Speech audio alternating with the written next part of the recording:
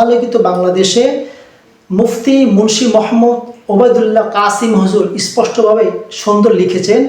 আপনারা সেখানে দেখতে পারেন 31st নাইট ডে। এই 31st নাইট ডে নামে কিছু মানুষ এমন কাজ করে, কার্যকলাপ করে যেগুলো ইসলাম সমর্থন করে না, অপসংস্কৃতি এবং ইসলাম বিরোধী কাজ।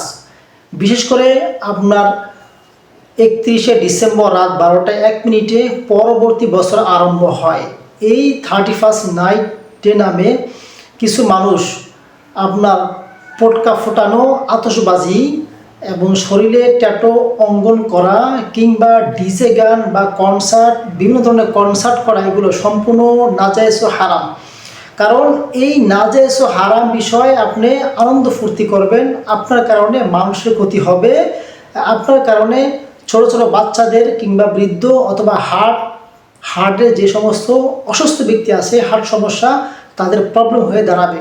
প্রিয় ভাই, এগুলো ইসলাম সমর্থন করে না, ইসলামে হারাম এবং নিষিদ্ধ কাজ।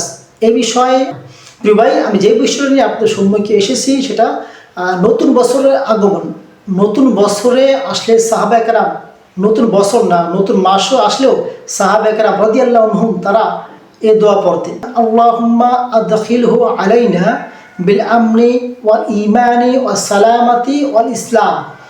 অর্থাৎ, হে আল্লাহ, আপনি এই নতুন বছরের আগমনে আপনি আমাদেরকে নিরাপদে রাখুন এবং দিন ইসলামের ওপর দায়েম ও কায়েম অটল রাখেন। ও সালামাতি ওয়াল ইসলাম, শান্তিতে রাখুন এবং নিরাপদে রাখুন। আর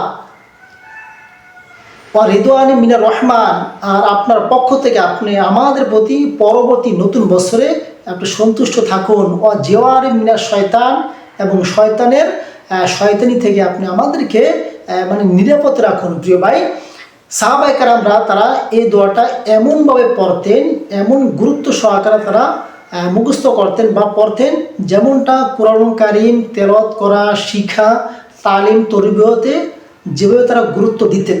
প্রিয় ভাই, যাই হোক, সাহাবায়ে কেরামরা এটা তারা আপনার নতুন বছর হোক কিংবা নতুন মাস হোক, নতুন বছর বা নতুন মাসে এই দোয়াটা পড়তেন, আল্লাহ আপনি আমাদেরকে পরবর্তী বছরে আপনি নিরাপদ ইসলামের উপর রাখেন। প্রিয় ভাই, আমরা অবশ্যই অসংস্কৃতি বা কুসংস্কৃতির কাজ না করে, ইসলাম বিরোধী কোনো কাজ না করে আমরা দোয়া পড়ব।